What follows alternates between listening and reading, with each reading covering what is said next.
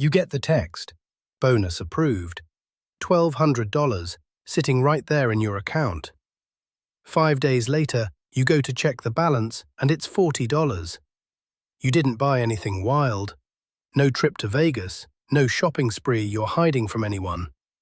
Just a dinner, a gadget, a little weekend thing, and yet you cannot actually list where the money went. That blank spot isn't you being irresponsible.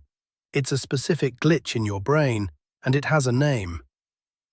In a moment, you'll get the exact move that stops this glitch cold, before your next bonus even lands. A way to intercept the money before your brain gets to relabel it. But stick around, because by the end, you'll understand why store sales and treat yourself ads always seem to show up right when refund checks do, and why that's not a coincidence. It's the same trick playing out on a bigger scale. It starts on a random Tuesday afternoon. The bonus lands on a Tuesday.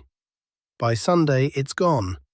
A dinner here, a gadget there, maybe a spontaneous weekend trip. You open your banking app and just stare. Where did it go?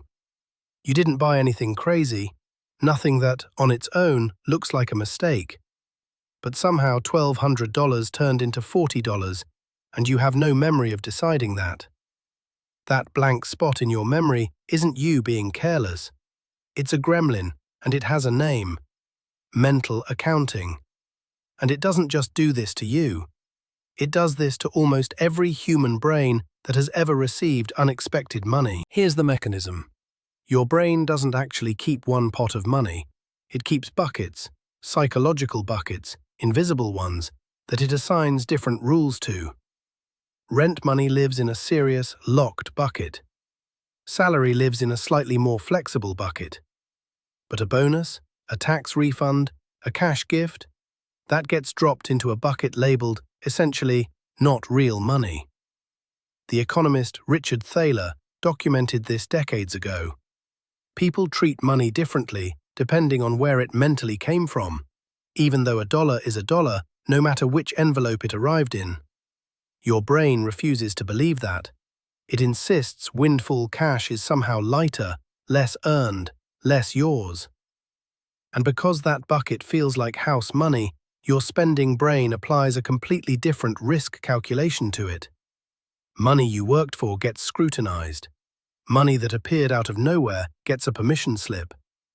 Researchers who study this call it exactly that, the house money effect, borrowed from gamblers who bet more recklessly with casino winnings than with money from their own pocket.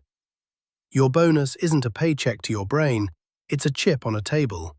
And chips are made to be pushed forward, not saved. Notice the trick isn't in the spending itself. It's in the labeling that happens before you spend a cent. The moment that bonus notification appears, your brain has already silently reclassified it as disposable, before you've even opened the banking app. You didn't choose to be reckless with it. The categorization did the choosing for you, in about the same second you saw the number. So here's a real question worth sitting with, maybe even in the comments. Think back to your last windfall, a refund, a gift, a bonus. Can you actually list where it went? Most people can't, and that gap in memory is the tell. When money feels earned, you narrate every purchase to yourself. When money feels free, there's no narration at all, it just leaks. Retailers have long seemed to understand this bucket, even if they never called it mental accounting. It's worth noticing how bonus season and holiday sales tend to overlap, and how "treat yourself, you deserve it" messaging often shows up right around when refund checks land. That's not proof of some grand conspiracy, just a pattern that lines up suspiciously well with the bucket your brain already built for them. A category quietly pre-approved for spending before you even opened your inbox. Now here's the part that actually changes what happens next time. The counter-move isn't willpower. Willpower loses to a gremlin that operates before conscious thought even shows up. The counter-move is interference, breaking the categorization before it forms. The instant a windfall arrives, before you check the balance, before you feel that loose celebratory rush, Physically move a fixed percentage of it into a separate account. Not a sub-account with a cute label. A genuinely separate account, ideally at a different bank, one with just enough friction that transferring it back takes a deliberate, several-step decision. Why does that specific move work? Because mental accounting is triggered by where money sits, not by what it's for.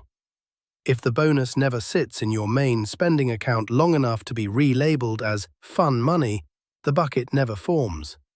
You're not relying on future you to resist temptation.